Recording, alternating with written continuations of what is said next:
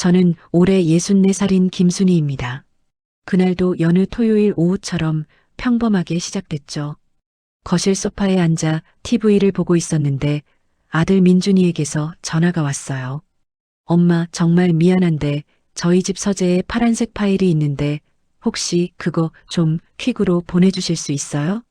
민준이는 32인데 IT 회사를 다니고 있습니다. 그날도 부산 출장을 가 있었어요. 목소리가 급했죠. 무슨 파일인데 그렇게 급해? 저는 TV 볼륨을 낮추며 물었습니다. 계약서인데 내일 회의에 꼭 필요해서요. 집에 두고 온 걸 깜빡했어요. 아들 목소리가 안타까웠습니다.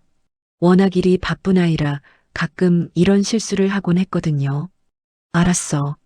엄마가 지금 가서 찾아볼게. 정말 죄송해요. 비밀번호 알려드릴게요. 1037이에요. 저는 급하게 거실 탁자 위에 있던 메모지를 찾았습니다. 볼펜으로 비밀번호를 적으면서 한 번 더 확인했죠. 1037? 알았어. 지혜는 회사 워크숍으로 제주도 갔어요. 집에 아무도 없으니까 편하게 다녀오세요. 며느리 지혜도 회사를 다니고 있었습니다. 착한 아이였죠. 항상 저한테 잘해줬고요. 결혼한 지 3년 됐는데 부부 사이도 좋아 보였습니다. 그래, 알았어.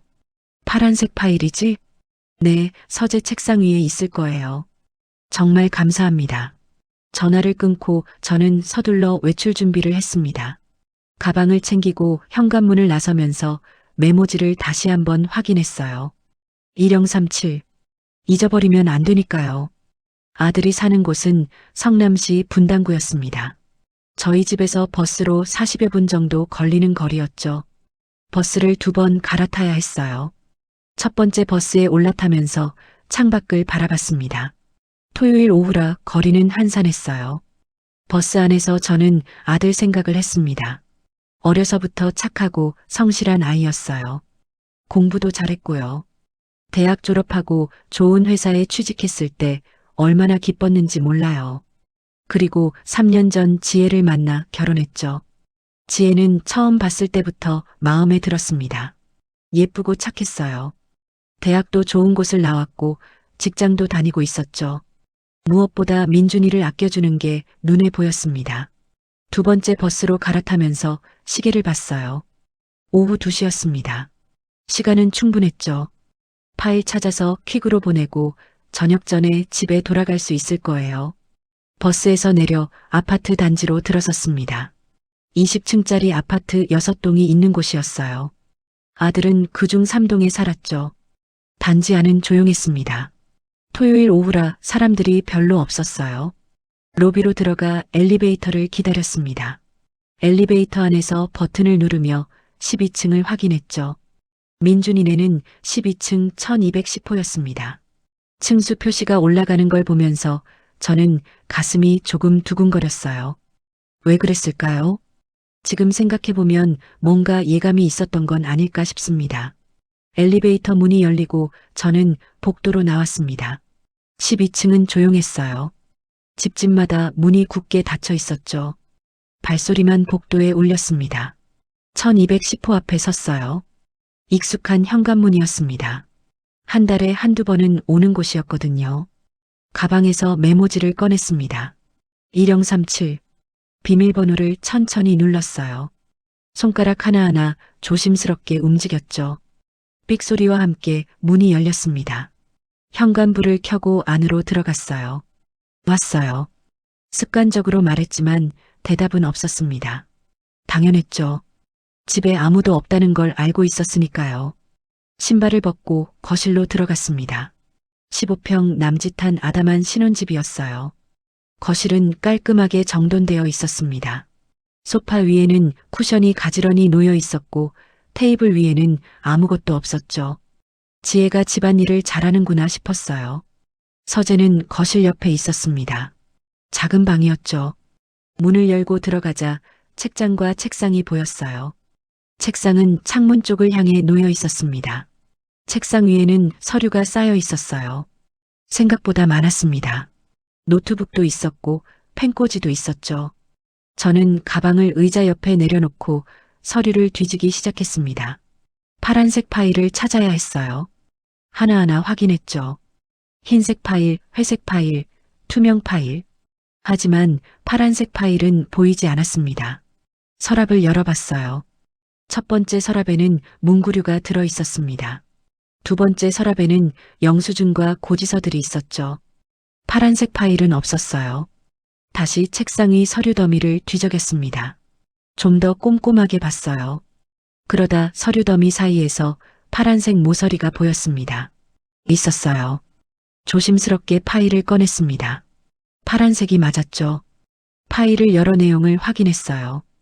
계약서 같았습니다. 이게 맞는 것 같았어요. 저는 안도의 한숨을 쉬었습니다. 찾았으니 이제 퀵을 부르면 되겠죠. 핸드폰을 꺼내려는데 그때였어요. 현관문에서 소리가 들렸습니다. 삑삑삑. 비밀번호 누르는 소리였어요. 저는 손을 멈췄습니다. 심장이 쿵 내려앉는 느낌이었죠. 지혜가 돌아온 건가? 워크숍 일정이 바뀐 건가? 하지만 다음 순간 들린 건 예상하지 못한 목소리였습니다. 남편 확실히 안 오는 거 맞지? 낯선 남자 목소리였어요. 온몸이 얼어붙었습니다. 남자 목소리였어요. 분명히 남자였습니다. 지혜 목소리도 들렸죠. 완전 안전해. 남편은 부산 출장이고 내일 저녁에나 올라온대. 오늘은 진짜 아무도 안 와. 지혜였습니다. 제 며느리 지혜 목소리가 맞았어요. 하지만 남자는 누구죠? 제주도 워크숍은요? 머릿속이 하얘졌습니다. 서재 문을 살짝 열고 밖을 봤어요. 현관 쪽이 보였습니다. 두 사람 그림자가 거실로 들어오고 있었죠. 나가야 하나? 하지만 이미 늦었어요. 나가면 바로 마주칠 겁니다. 심장이 미친 듯이 뛰었어요. 손이 떨렸죠. 어떻게 해야 하나? 생각할 시간도 없었습니다. 두 사람이 거실로 들어오는 발소리가 들렸어요. 본능적으로 움직였습니다. 서재 책상 아래로 몸을 밀어 넣었어요. 좁은 공간이었죠. 무릎을 가슴에 붙이고 몸을 최대한 작게 만들었습니다. 가방은 재빨리 책상 뒤편으로 밀어 넣었어요. 숨소리가 너무 컸습니다. 들킬 것 같았어요. 입을 막고 숨을 죽였죠. 심장 소리가 귓가에서 쿵쿵거렸습니다. 이렇게 심장이 크게 뛰는 건 처음이었어요. 거실에서 소파에 앉는 소리가 들렸습니다. 두 사람이었어요. 지혜와 그 남자. 대체 무슨 일이죠? 머릿속으로 생각이 빠르게 지나갔습니다. 워크숍은 거짓말이었던 거예요. 지혜는 제주도에 간 게 아니었습니다. 남자와 만나려고 거짓말을 한 거였죠. 그것도 우리 아들 집에서요. 손이 떨렸습니다. 가슴이 답답했어요. 숨을 쉬기 힘들었죠. 하지만 소리 내면 안 됐습니다. 절대로요. 그때 문득 생각이 들었어요. 증거가 필요하다고.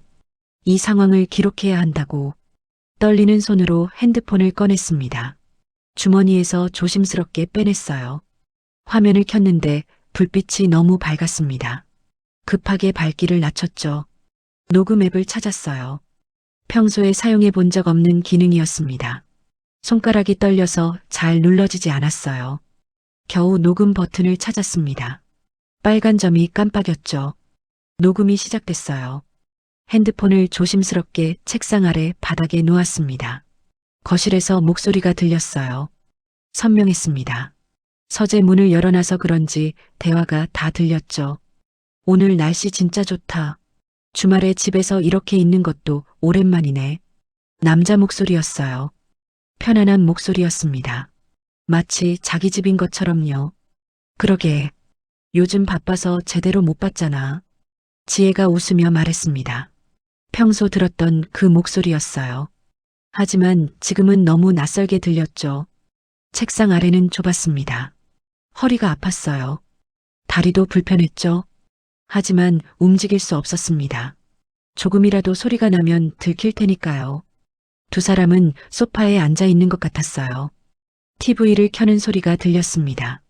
그리고 냉장고 여는 소리도 났죠. 맥주 마실래? 지혜가 물었습니다. 좋지. 오늘은 편하게 쉬자. 남자가 대답했어요. 맥주 캔 따는 소리가 들렸습니다. 두 개요. 저는 눈을 감았습니다. 이게 현실인가 싶었어요. 꿈이라면 얼마나 좋을까요? 하지만 아니었습니다. 너무나 생생한 현실이었죠. 갑자기 출장 취소되고 그런 거 없고? 남자가 다시 물었습니다. 조금 전에도 했던 질문이었어요. 걱정 마. 남편 회사에서 직접 연락 왔어. 내일 저녁까지 부산이래. 완전 안전해.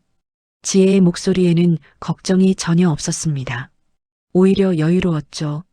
제 가슴이 무너지는 것 같았어요. 며느리가 이럴 수 있나요? 우리 민준이를 이렇게 배신할 수 있나요? 눈물이 났습니다. 하지만 참아야 했어요. 흐느낄 수도 없었습니다. 시어머니는 어때? 의심 같은 거 안 해? 남자가 물었습니다. 저 얘기였어요. 제가 의심하냐고 묻는 거였죠. 전혀. 어머님은 나를 진짜 딸처럼 생각하시거든. 내가 제주도 간다고 하니까 그냥 믿으셨어. 지혜가 웃으며 말했습니다. 그 웃음소리가 칼처럼 제 가슴을 찔렀어요. 저는 정말 지혜를 딸처럼 생각했습니다. 아들이 좋은 사람 만나서 다행이라고 생각했죠. 명절 때마다 지혜가 해주는 음식을 먹으며 고마워했어요. 생일 때 선물도 받았습니다. 그런데 다 거짓이었던 건가요? 저를 속이고 있었던 거예요. 3년 동안요. 다리가 점점 저렸습니다. 자세가 불편해서 그런지 허벅지가 아팠어요. 하지만 움직일 수 없었습니다. 조금이라도 흔들리면 책상이 흔들릴 수 있었죠. 입술을 깨물었습니다. 아픔을 참기 위해서요. 눈물도 참았습니다. 지금은 울 때가 아니었어요. 정신 차려야 했습니다. 거실에서 계속 대화가 들렸어요. 두 사람은 편하게 이야기했습니다. 마치 연인처럼요. 아니, 연인이 맞겠죠. 그게 아니면 이럴 수 없잖아요. TV 소리가 들렸습니다. 예능 프로그램 같았어요. 웃음소리가 났죠. 두 사람도 같이 웃었습니다. 제 머릿속은 복잡했어요. 나가야 하나? 지금 나가서 따져야 하나? 하지만 그럴 수 없었습니다. 두 사람은 바로 앞 거실에 있었어요. 나가면 바로 들킬 겁니다. 그리고 증거가 필요했어요. 녹음을 해야 했습니다. 이 상황을 모두 기록해야 했죠. 그래야 나중에 민준이에게 보여줄 수 있을 테니까요. 핸드폰 화면을 조심스럽게 확인했습니다. 녹음이 계속되고 있었어요. 빨간 점이 깜빡이고 있었죠. 다행이었습니다. 시간이 얼마나 지났을까요? 10분쯤 지난 것 같았어요. 아니, 20분일 수도 있었죠. 책상 아래는 답답했습니다. 공기가 부족한 것 같았어요. 숨을 천천히 쉬었습니다. 소리나지 않게요. 코로 조용히 들이마시고 입으로 천천히 내쉬었죠. 심장은 여전히 빠르게 뛰고 있었습니다. 배고픈데 뭐 시켜 먹을까? 남자가 물었습니다. 치킨 어때? 오랜만에 치킨 먹고 싶다. 지혜가 대답했어요. 배달 음식을 시키려는 거였습니다. 여기서요. 우리 아들 집에서요. 제 손이 주먹으로 쥐어졌습니다. 분노가 치밀어 올랐어요. 하지만 참아야 했습니다. 지금은 참는 수밖에 없었죠. 배달 음식 주문하는 소리가 들렸습니다. 지혜가 핸드폰으로 통화하고 있었어요. 치킨 2마리에 콜라를 시켰죠. 평소 민준이가 좋아하는 메뉴였습니다. 주문을 마친 지혜가 전화를 끊었어요. 그리고 다시 남자와 대화를 시작했습니다. 40분 정도 걸린대. 그동안 맥주나 더 마시자. 좋아. 오늘은 진짜 오랜만에 편하네. 남자 목소리가 느긋했습니다. 제 가슴은 계속 아팠어요. 이 상황이 믿기지 않았죠. TV 볼륨을 낮추는 소리가 났습니다. 두 사람이 본격적으로 대화를 나누려는 것 같았어요. 생각해보니까 벌써 결혼한 지 3년이네. 우리 사귄 지는 6년? 남자가 말했습니다. 감회가 어린 목소리였어요. 6년이요. 6년을 사귀었다고요. 응. 민준이랑 결혼하기 전부터 우리 사귀었잖아. 처음엔 미안했는데 이제는 익숙해. 지혜가 웃으며 대답했습니다. 아무렇지도 않은 목소리였어요. 저는 입을 손으로 막았습니다. 비명이 나올 것 같았어요. 결혼 전부터요. 그럼 처음부터 우리 민준이를 속인 거였나요? 3년 전 결혼식이 떠올랐습니다. 하얀 드레스를 입은 지혜가 예뻤어요. 웃는 얼굴이 천사 같았죠. 민준이와 행복하게 살라고 축복했습니다. 하지만 그때 이미 지혜는 다른 남자를 만나고 있었던 거예요. 민준이와 결혼하면서도요. 눈물이 흘러내렸습니다. 뺨을 타고 턱으로 떨어졌어요. 하지만 소리는 낼 수 없었습니다. 입술을 깨물며 참았죠. 그나저나 2년만 더 참으면 되는 거지. 5년 채우면 위자료가 확 달라진다며? 남자가 물었습니다. 계산적인 목소리였어요. 위자료요. 2년을 더 참는다고요. 맞아. 변호사한테 확인했어. 5년 이상이면 위자료랑 재산 분할이 훨씬 유리하대. 지혜가 답했습니다. 변호사한테 확인까지 했다고요. 이미 다 계획된 일이었던 거예요. 제 온몸이 떨렸습니다. 분노인지 슬픔인지 알 수 없었어요. 두 가지 감정이 뒤섞여 있었죠. 시댁이 분당에 건물도 있고 꽤 여유 있다며? 제대로 뜯어내야지. 남자가 비웃듯 말했습니다. 우리 건물 얘기였어요. 남편이 평생 일해서 마련한 건물이었죠. 건물 말고도 예금도 좀 있을 거야. 시어머니가 알뜰하신 분이거든. 다 챙겨야지. 지혜의 목소리에는 욕심이 가득했습니다. 차갑고 계산적이었어요. 이게 제가 알던 며느리였나요? 가슴이 무너져 내렸습니다. 숨을 쉬기 힘들었어요. 하지만 계속 들어야 했습니다. 녹음을 해야 했죠. 핸드폰을 확인했습니다. 녹음이 계속되고 있었어요. 25분째였습니다. 배터리는 충분했죠. 근데 남편이 술을 너무 안 마셔서 문제야. 이혼 사유 만들기가 쉽지 않아. 지혜가 짜증 섞인 목소리로 말했습니다. 이혼 사유를 만든다고요. 그래서 요즘 계속 술 약속 잡고 집에서도 와인이다 맥주다 권하는 거잖아. 원래 술 한 방울도 안 마시던 사람이었는데. 남자가 맞장구 쳤습니다. 제 머릿속이 번개처럼 밝아졌어요. 그래서였구나. 민준이가 최근 3개월 동안 술을 마시기 시작한 이유가요. 민준이는 원래 술을 전혀 안 마시는 아이였습니다. 대학교 때도 안 마셨고 회사 다니면서도 안 마셨어요. 건강을 중요하게 생각하는 아이였죠. 그런데 3개월 전부터 술을 마시기 시작했습니다. 처음에는 일주일에 한 번이었어요. 그러다 점점 자주 마셨죠. 제가 걱정스러워 물어봤을 때 민준이는 이렇게 말했습니다. 엄마, 괜찮아요. 지혜가 스트레스 받지 말라고 가끔 와인 한 잔씩 하자고 해서요. 민준이는 지혜를 생각해서 술을 마시고 있었던 거예요. 아내가 권하니까요. 하지만 진짜 이유는 따로 있었던 겁니다. 지난주에는 민준이가 술을 너무 많이 마셨습니다. 전화가 왔을 때 말이 어눌했어요. 걱정돼서 다음날 전화했죠. 민준아, 어제 많이 마셨구나. 괜찮아? 죄송해요, 엄마. 지혜가 회사 사람들이랑 저녁 먹자고 해서 나갔는데 좀 과했어요. 민준이는 미안해했습니다. 평소답지 않게 술을 많이 마신 걸 후회하고 있었죠. 하지만 그것도 다 지혜가 꾸민 일이었던 거예요. 이혼 사유를 만들기 위해서요. 책상 아래에서 저는 주먹을 꽉 쥐었습니다. 손톱이 손바닥을 파고들었어요. 아팠지만 그 아픔으로 울음을 참았습니다. 지난주에 술 먹고 비틀거리는 거 동영상으로 찍어뒀다며? 남자가 물었습니다. 동영상까지 찍었다고요. 그럼 나중에 술 문제로 결혼 생활이 힘들었다고 하면 되지. 시어머니도 요즘 아들 걱정하던데. 지혜가 말했습니다. 제 걱정을 이용하려는 거였어요. 정말 악독했습니다. 원래 술 안 마시던 애라서 더 걱정하시나 봐. 완벽한 계획이네. 남자가 감탄하듯 말했습니다. 칭찬하는 목소리였어요. 저는 눈물을 닦았습니다. 계속 흐르는 눈물을 주먹으로 닦았죠. 하지만 눈물은 멈추지 않았습니다. 민준이 얼굴이 떠올랐어요. 착하고 성실한 우리 아들. 아내를 사랑하는 남편. 그런 민준이를 이렇게 속이다니요. 다리가 너무 아팠습니다. 허리도 끊어질 것 같았어요. 자세를 조금 바꾸고 싶었지만 움직일 수 없었습니다. 위자료 받으면 우리 태국으로 갈 거지?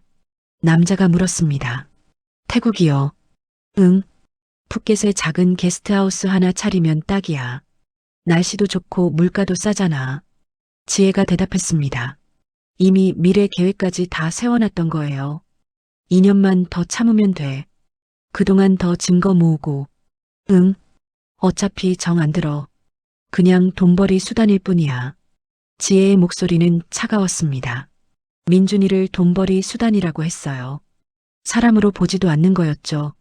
제 가슴이 찢어지는 것 같았습니다. 우리 아들이 얼마나 지혜를 아꼈는데요. 생일 선물도 미리 준비하고 기념일도 챙기고요. 지난달에는 지혜 생일이었습니다. 민준이가 저한테 전화했었어요. 엄마, 지혜 생일 선물로 뭐가 좋을까요? 가방 살까 생각 중인데요. 민준이는 한 달 월급을 들여서 명품 가방을 샀습니다. 지혜가 좋아할 거라며 행복해했죠. 하지만 지혜에게 민준이는 그저 돈벌이 수단이었던 거예요. 2년만 더 이용하면 되는 대상이었던 겁니다. 거실에서 맥주 캔 따는 소리가 또 들렸습니다. 벌써 몇 개째인지 모르겠어요. 두 사람은 계속 마시고 있었죠. 그런데 말이야. 요즘 남편 표정 보면 좀 힘들어 보이더라. 남자가 말했습니다. 당연하지. 최근 3개월 동안 거의 매주 술 마시게 만들었는걸. 원래 술 안 마시던 애라 몸도 안 좋을 거야. 지혜가 태연하게 대답했습니다. 몸이 안 좋다는 걸 알면서도 계속 술을 권했다는 거였어요. 제 손이 떨렸습니다. 민준이가 요즘 피곤해 보였던 이유가 이거였구나. 얼굴도 부었고 눈 밑에 다크서클도 생겼었죠. 한 달 전쯤 민준이가 집에 왔을 때였습니다. 얼굴이 창백했어요. 민준아, 얼굴이 왜 그래? 어디 아파? 제가 걱정스럽게 물었죠. 괜찮아요, 엄마. 요즘 일이 좀 많아서 그래요. 민준이는 웃으며 대답했습니다. 하지만 웃음이 억지스러워 보였어요. 술 좀 줄여. 엄마가 보기에 내가 요즘 너무 자주 마시는 것 같아. 제가 걱정스럽게 말하자 민준이는 고개를 끄덕였습니다. 알아요. 지혜한테도 얘기했어요. 근데 지혜가 스트레스 풀라고 자꾸 권해서요. 민준이는 아내 탓을 하는 게 아니었습니다. 오히려 자기를 위해서 그런다고 생각하고 있었죠. 하지만 진실은 정반대였어요. 지혜는 민준이를 망가뜨리려고 일부러 술을 권했던 겁니다. 술 취해서 실수하면 그게 다 증거가 되니까. 집에서 물건 깨뜨리거나 소리 지르거나 하면 더 좋고. 지혜의 목소리가 계속 들렸습니다. 아직까지 그런 일은 없었어? 남자가 물었습니다. 아직은. 그래도 술 먹고 비틀거리는 건 여러 번 찍었어. 그것만으로도 충분하긴 해. 지혜가 자신 있게 말했습니다. 저는 이를 악물었어요. 비틀거리는 것까지 동영상으로 찍다니. 얼마나 치밀하게 계획한 건가요? 시어머니가 요즘 아들 걱정 많이 하시던데. 전화 오면 민준이 건강 괜찮냐고 물어보시고. 지혜가 말했습니다. 제 얘기였어요. 그럼 뭐라고 대답해? 괜찮다고 하지.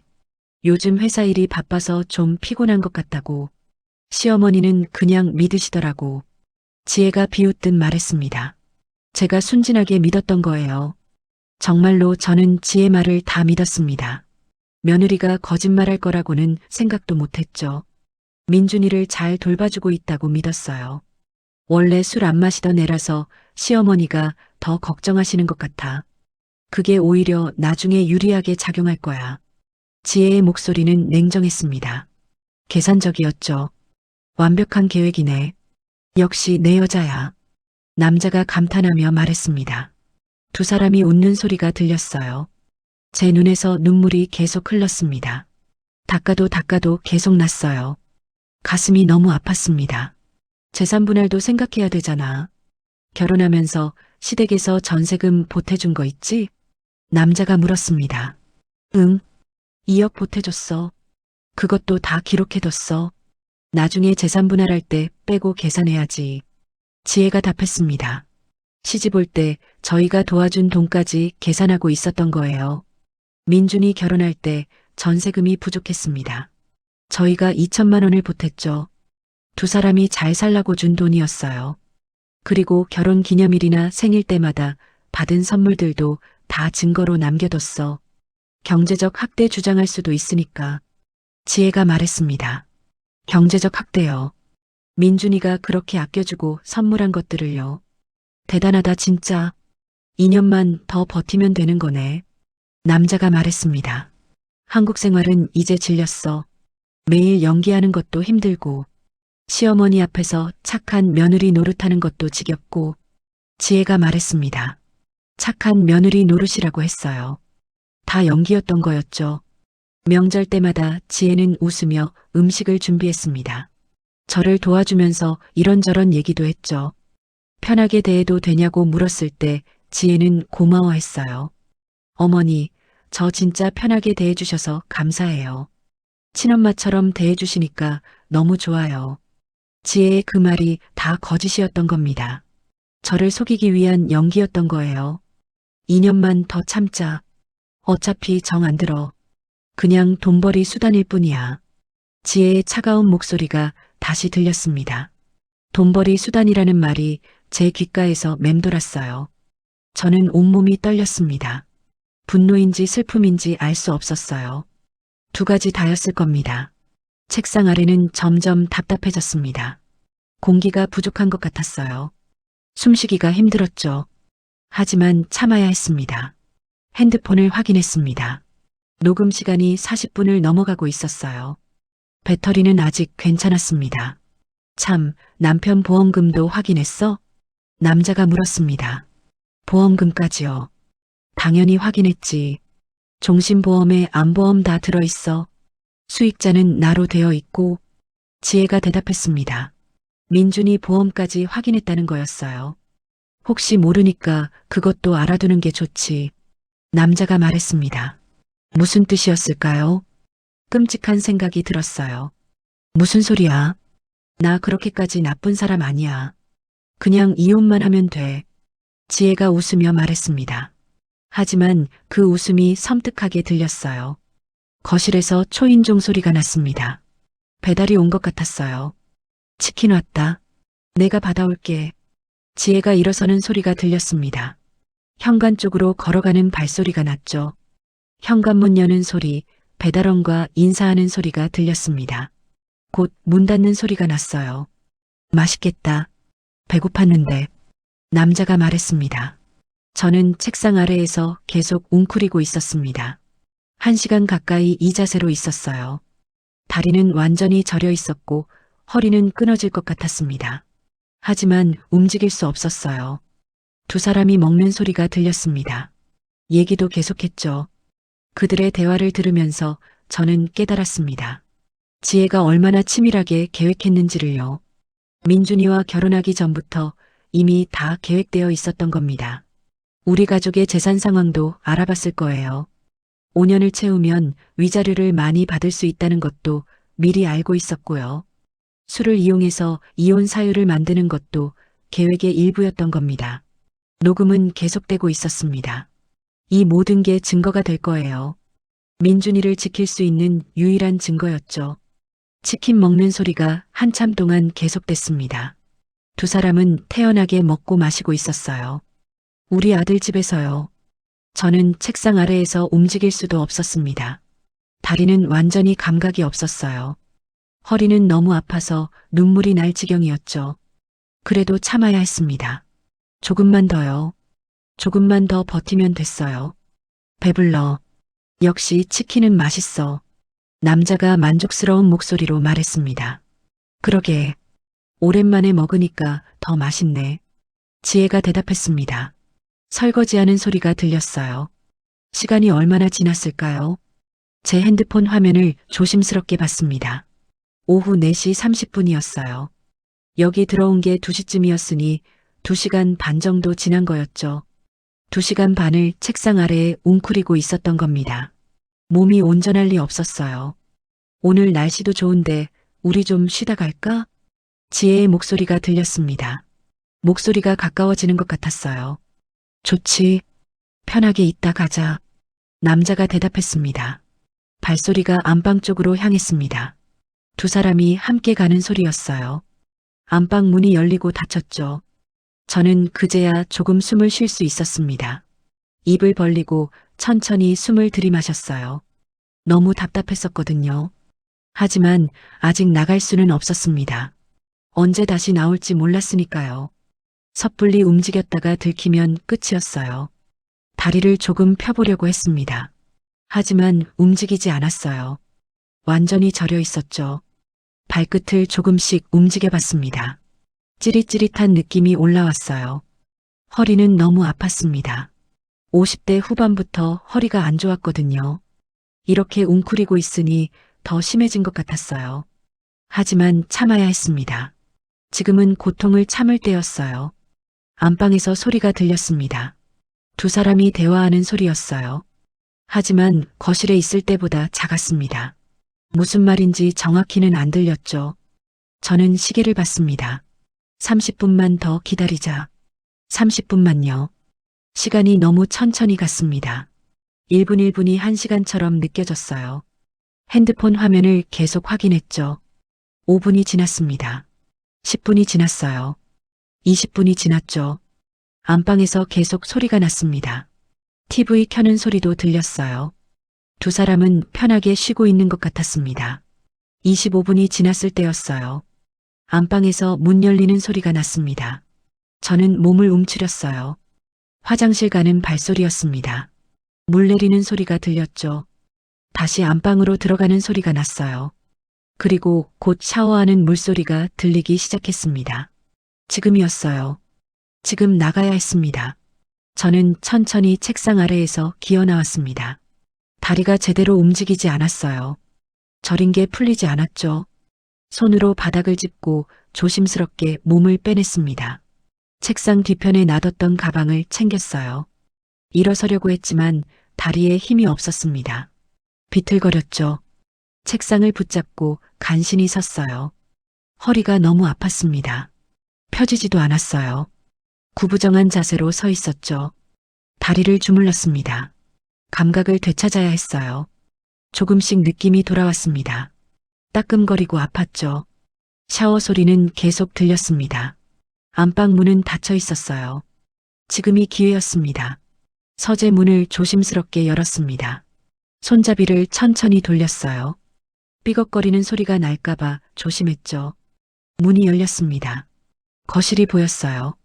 치킨 박스가 테이블 위에 있었습니다. 맥주 캔도 여러 개 놓여 있었죠.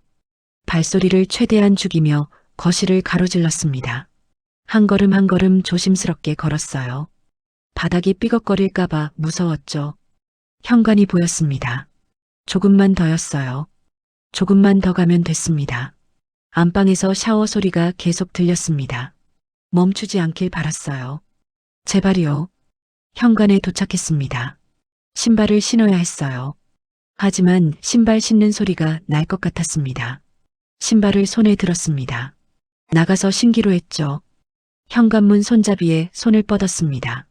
손이 떨렸어요. 심장이 미친 듯이 뛰었죠. 손잡이를 천천히 돌렸습니다.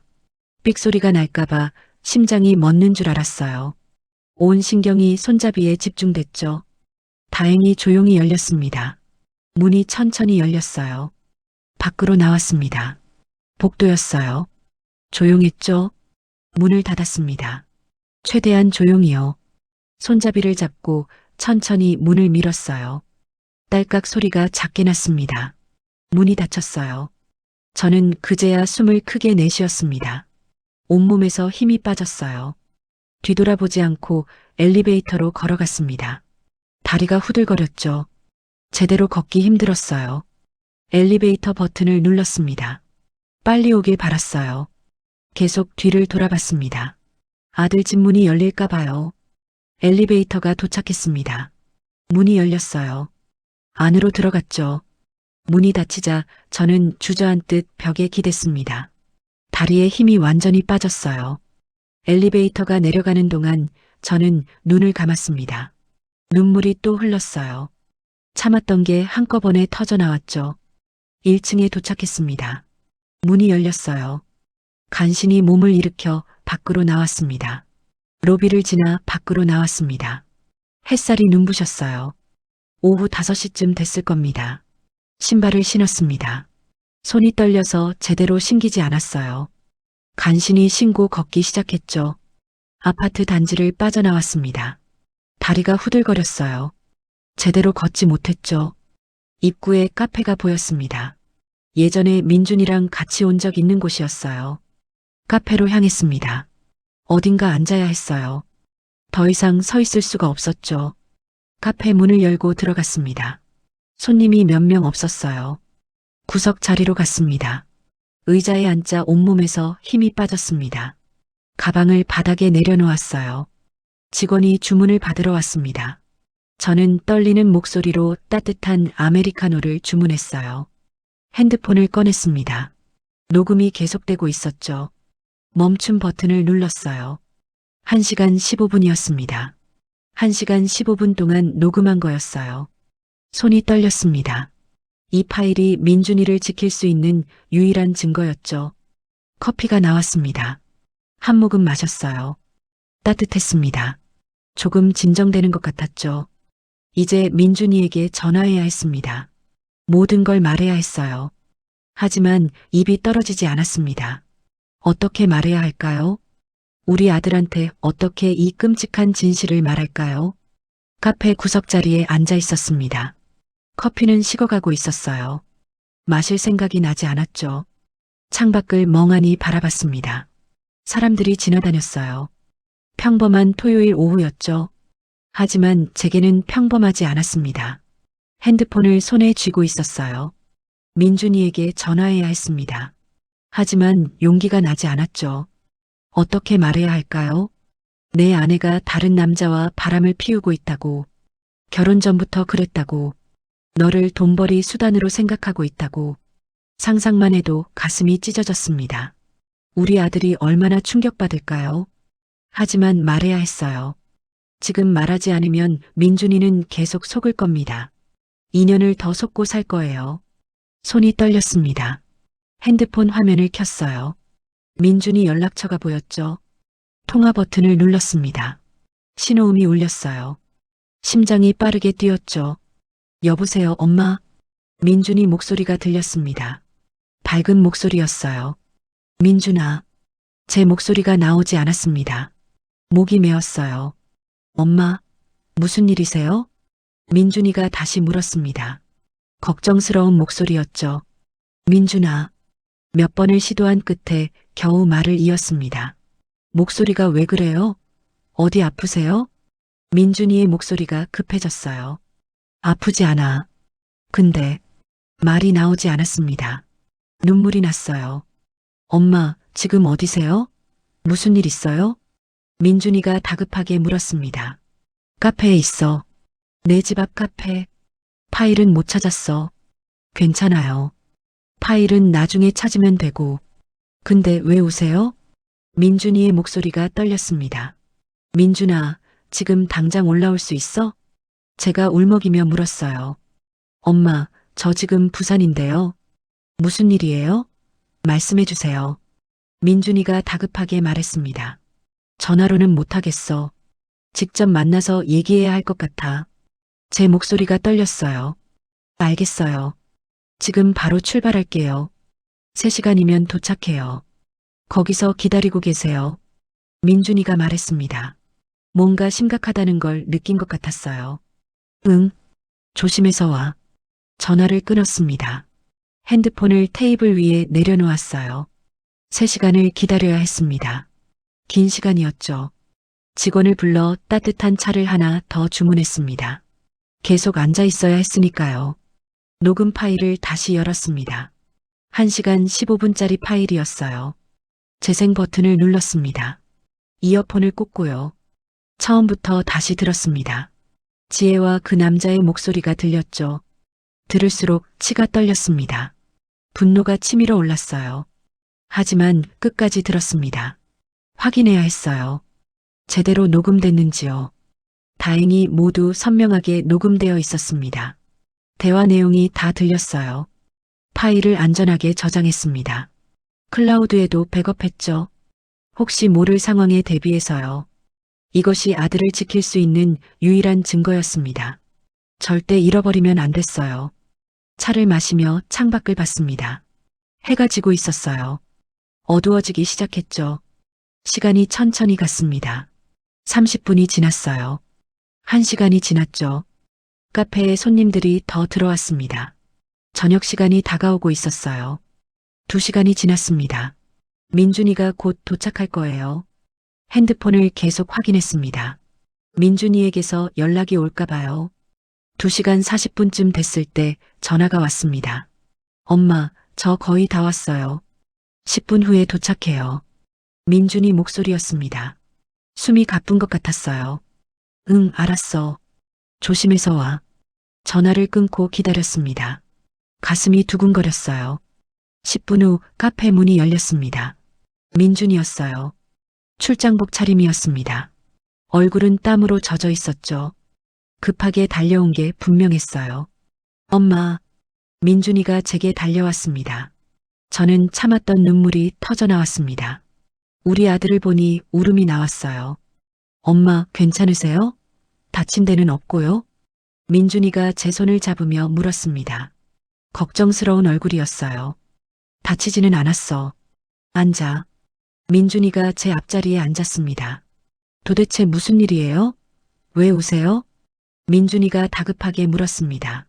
저는 한참을 말을 못했어요. 어디서부터 시작해야 할지 몰랐죠. 엄마, 말씀해 주세요. 무슨 일인지. 민준이가 제 손을 꽉 잡았습니다. 저는 천천히 말을 시작했습니다. 오늘 있었던 일을요. 파일을 찾으러 집에 갔다는 것. 그런데 갑자기 지혜가 남자와 함께 들어왔다는 것. 책상 아래 숨었다는 것. 민준이의 얼굴이 점점 굳어갔습니다. 그들의 대화를 들었다는 것. 결혼 전부터 사귀었다는 것. 위자료를 노리고 있다는 것. 술을 이용해 이혼 사유를 만들려 한다는 것. 민준이는 아무 말도 하지 못했습니다. 입을 벌린 채 저를 바라봤어요. 믿기지 않겠지. 엄마도 처음엔 믿을 수 없었어. 제가 말했습니다. 그게 정말이에요? 민준이의 목소리가 떨렸습니다. 녹음했어. 1시간 넘게. 저는 핸드폰을 꺼냈습니다. 들어볼래? 민준이는 고개를 끄덕였습니다. 창백한 얼굴이었어요. 이어폰을 하나씩 나눠 꽂았습니다. 재생 버튼을 눌렀어요. 녹음 파일이 재생됐습니다. 지혜와 남자의 목소리가 들렸죠. 민준이는 처음에는 표정이 없었습니다. 하지만 점점 얼굴이 굳어갔어요. 5분, 10분이 지났습니다. 민준이의 손이 떨리기 시작했어요. 20분쯤 됐을 때 민준이가 재생을 멈췄습니다. 그만 들어도 될 것 같아요. 민준이의 목소리가 갈라졌습니다. 민준이는 한참을 말없이 앉아 있었습니다. 고개를 숙이고요. 저는 아무 말도 하지 못했어요. 그저 아들을 바라봤죠. 엄마. 민준이가 고개를 들었습니다. 눈이 빨갛게 충혈되어 있었어요. 내일 변호사 만날게요. 민준이가 말했습니다. 목소리는 떨렸지만 결연했어요. 그래. 엄마가 같이 갈게. 제가 아들 손을 잡았습니다. 민준이는 눈물을 흘렸습니다. 소리내어 울지는 않았어요. 하지만 눈물이 계속 흘러내렸죠. 제 가슴이 찢어지는 것 같았습니다. 우리 아들이 이렇게 아파하는 걸 보니 더 아팠어요. 하지만 이제 싸워야 했습니다. 지혜의 계획을 막아야 했죠. 우리 아들을 지켜야 했어요. 다음 날 월요일 아침이었습니다. 민준이가 일찍 제게 전화했어요. 엄마, 오전 10시에 변호사 사무실 예약했어요. 같이 가주실 수 있죠? 당연하지. 엄마가 꼭 가야지. 저는 아침 일찍 준비했습니다. 녹음 파일이 담긴 핸드폰을 챙겼죠. 민준이가 차로 데리러 왔어요. 얼굴이 많이 상해 있었습니다. 어젯밤 잠을 제대로 못 잔 것 같았죠. 많이 힘들지? 제가 물었습니다. 괜찮아요. 이제 정리해야죠. 민준이는 담담하게 말했습니다. 하지만 목소리가 떨리고 있었어요. 변호사 사무실은 강남에 있었습니다. 이혼 전문 변호사였어요. 민준이가 인터넷으로 찾아본 곳이었죠. 사무실에 들어가자 40대 중반쯤 보이는 여자 변호사가 맞아줬습니다. 안녕하세요. 앉으세요. 변호사는 친절했습니다. 우리를 편하게 해주려는 것 같았어요. 민준이가 상황을 설명했습니다. 아내의 외도를 어머니가 우연히 알게 됐다고요. 녹음 파일도 있다고 했죠. 녹음 파일 들어봐도 될까요? 변호사가 물었습니다. 저는 핸드폰을 꺼내 파일을 재생했어요. 변호사는 이어폰을 끼고 들었습니다. 10분 정도 듣더니 변호사가 이어폰을 뺐어요. 이것만으로도 충분히 유리한 증거입니다. 배우자의 외도 사실과 악의적인 이혼 계획이 명확하게 드러나 있네요. 변호사의 말에 민준이가 안도하는 표정을 지었습니다. 하지만 더 확실하게 하려면 추가 증거가 있으면 좋겠습니다. 외도 현장 사진이나 동영상 같은 것들이요. 변호사가 말했습니다. 어떻게 확보하죠? 민준이가 물었어요. 사설 탐정을 쓰는 게 좋습니다. 제가 아는 곳 소개해 드릴게요. 신뢰할 만한 곳이에요. 변호사가 명함을 건넸습니다.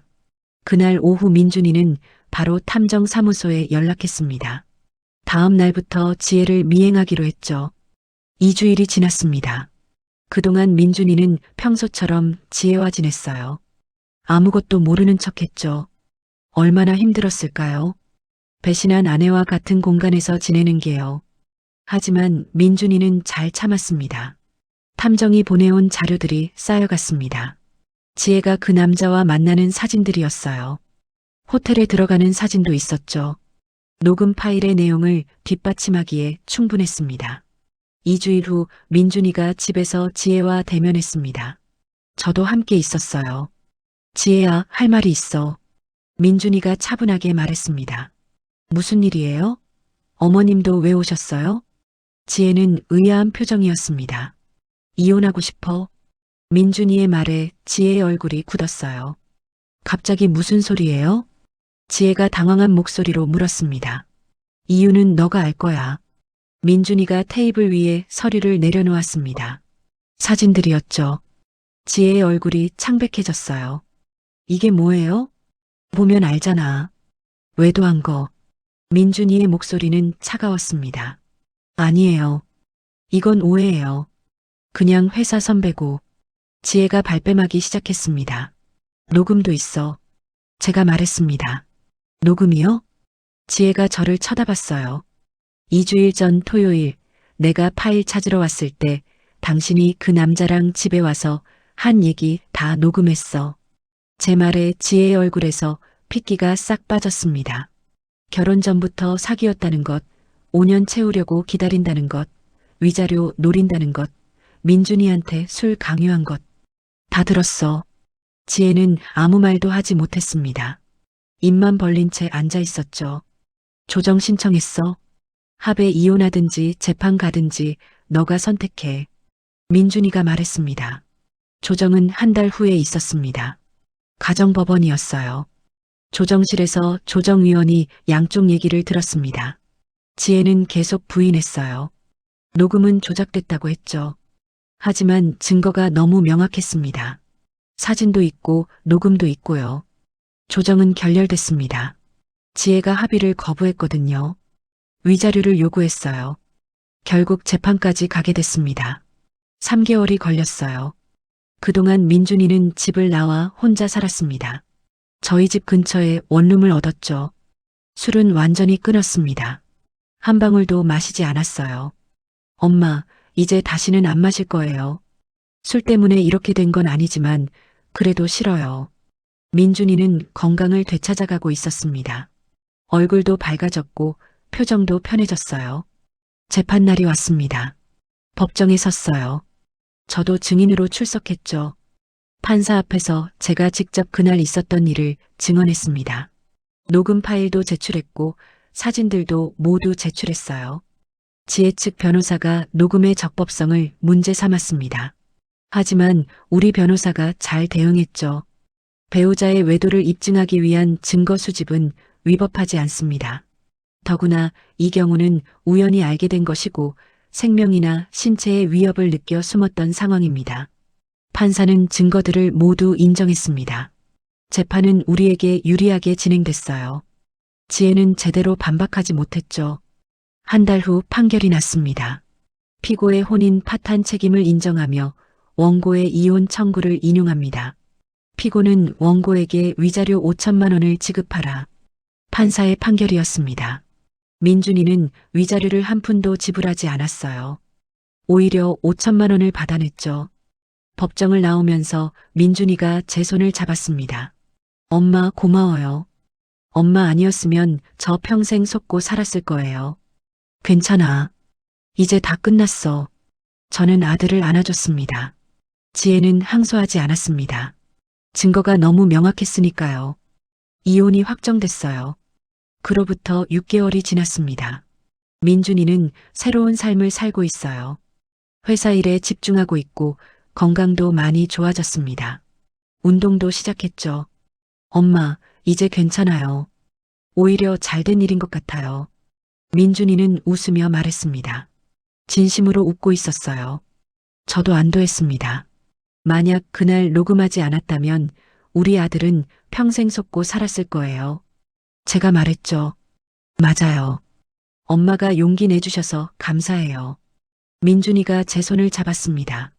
그날 책상 아래에서 느꼈던 공포와 분노가 떠올랐습니다. 하지만 그 선택이 옳았어요. 우리 아들을 지킬 수 있었으니까요. 민준이는 이제 새로운 사람을 만날 준비를 하고 있습니다. 천천히요. 서두르지 않고요. 다음에는 진짜 좋은 사람 만날 거예요. 민준이가 말했습니다. 그래. 엄마가 잘 봐줄게. 저는 웃으며 대답했어요. 고통스러운 시간이었지만 이제 지나갔습니다. 우리는 이겨냈어요. 그리고 민준이는 더 강해졌습니다. 더 현명해졌죠. 그날의 선택을 후회하지 않습니다. 책상 아래 숨어서 녹음 버튼을 눌렀던 그 순간을요. 그게 우리 아들을 지킨 유일한 방법이었으니까요.